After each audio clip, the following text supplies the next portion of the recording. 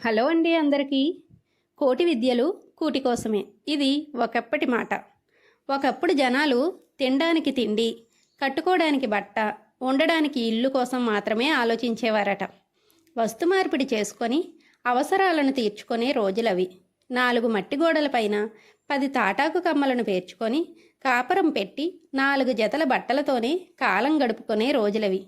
కాబట్టే కోటి విద్యలు కూటి కోసమే అన్నారేమో. కానీ ఇప్పుడు మనం ఉండడానికి ఇల్లుంటే సరిపోదు, అద్దెలకు ఇవ్వడానికి కూడా కట్టుకోవాలి. మనం తినడానికి తిండుంటే సరిపోదు, మన ముందు తరతరాలు కూర్చొని తినేంత సంపాదించాలి. పండగలకి శుభకార్యాలకి మాత్రమే కొత్త బట్టలు కొనుక్కునే సాంప్రదాయం ఎప్పుడో పోయింది. ఆన్లైన్లో కంటికి ఏది అందంగా కనిపించినా సరే అది వెంటనే ఇంటికొచ్చి చేరాలి. పెరట్లో 4 రకాల కూరగాయలు పండితే నలుగురికి పంచి ఇచ్చే రోజులు పోయి ఆ నలుగురికే అమ్ముకునే రోజులు వచ్చాయి. ఏ కులపోడు ఆ వృత్తి చేసి కడుపు నింపుకునే రోజుల నుండి ఏం చేసైనా సరే డబ్బు సంపాదించాలనే రోజులకు వచ్చాం.